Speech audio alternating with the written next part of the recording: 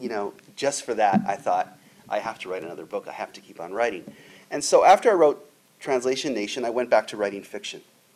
And I want to tell you a little bit about the work that I'm doing now, just because I think it will help me to finish it.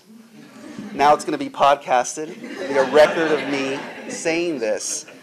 And I am actually very close to finishing it, but it's a very difficult thing to finish a book.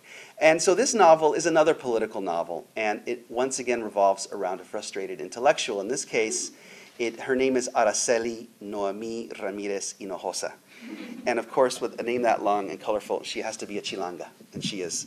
And so she's a Chilanga, a Mexico City native, who has come to California to live in a home.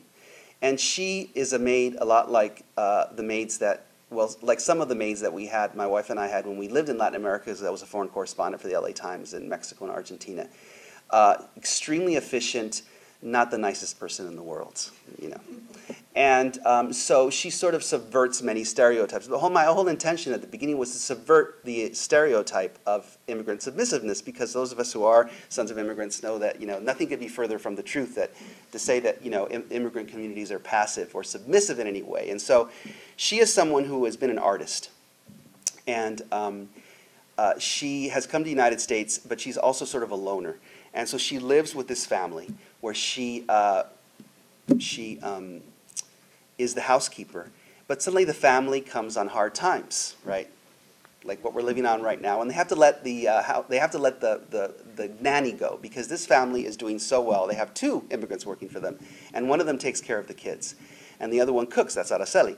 So Araceli is asked to do 2 jobs, right? She has to take care of the kids, but she's really terrible at taking the kids because she doesn't really like kids. There are actually some Mexican women who work in houses who really don't like kids. And so she doesn't like children.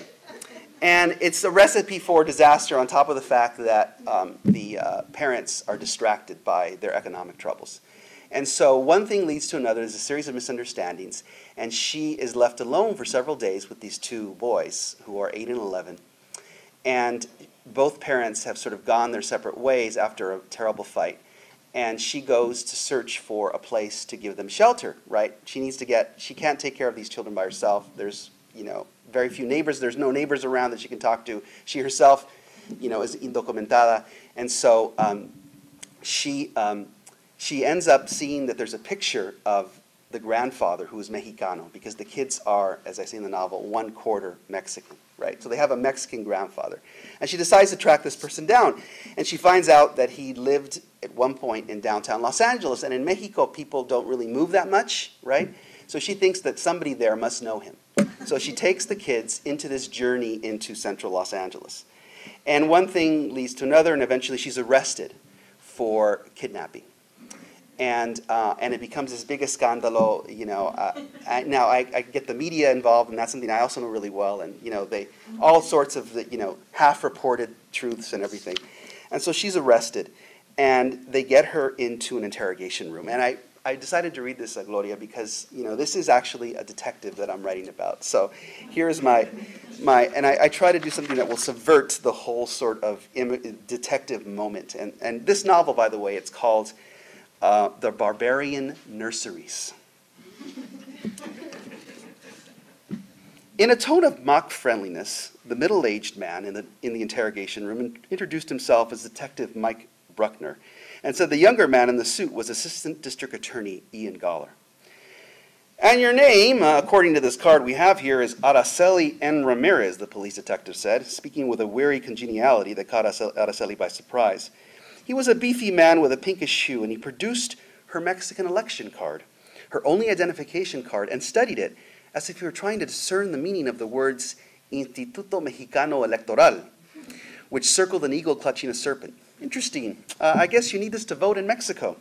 Araceli remained silent, remembering the little speech given by the officer who had put her in the patrol car, reading in Spanish from a card that he drew from his back pocket. Usted tiene el derecho de guardar silencio. That's another thing I really like about this country, she thought. The right to keep your lips pursed together like a chaste nun in a convent is enshrined in their constitution. And there is no officer and judge who can force you to open your mouth. Why did you run away? The representative of the district attorney's office demanded suddenly, as if he had grown impatient with the slow proceedings and Araceli's wordlessness. Araceli almost replied to this question because of its transparent stupidity. Why does the rabbit run from the fox, she wanted to say. Why does the hen run from the woman with the knife in her hand? Instead, she narrowed her eyes and glared back at him in approximate imitation of an irritated Mexican schoolteacher. You are taking those kids someplace, the deputy district attorney pronounced. Tell us where. When Araceli still didn't answer, the prosecutor continued, here's what I think. You were going to take advantage of the parents being away.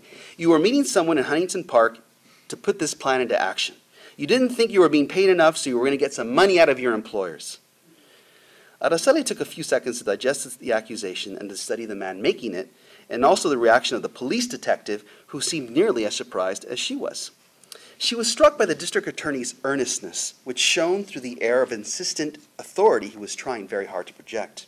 You wanted to get money out of this rich family you work for, he said, now leaning back in his chair with a casual smugness that suggested he really believed what he was saying. Araceli tried to see the events of the past week as this excellently coiffed young man saw them. She imagined herself taking Brandon and Keenan, the children she takes care of, to a bank. She imagined herself taking Brandon and Keenan to a bank, exchanging them for their weight in gold or for a stack of pesos to some mustachioed broker of stolen children. These thoughts and the deputy district attorney's stare of deepening revulsion caused her mouth to suddenly explode with a loud and sustained guffaw, what is known in Spanish as a carcajada, an onomatopoeia that suggests a cackling bird.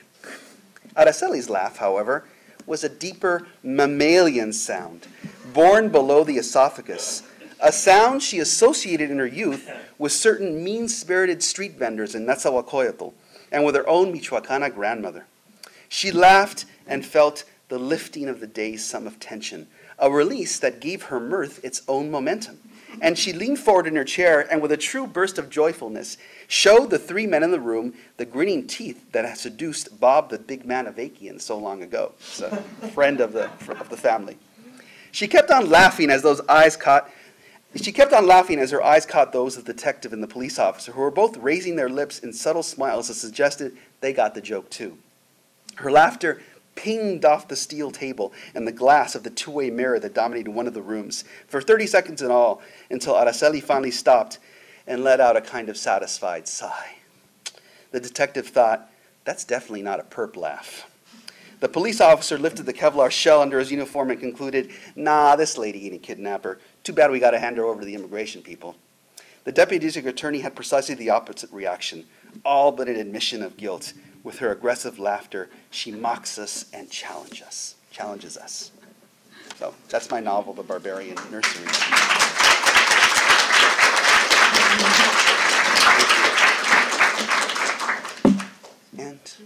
And I'll take any questions that anybody has about my workbook, or and also writing for the Los Angeles Times, which I know occupies a lot of people's.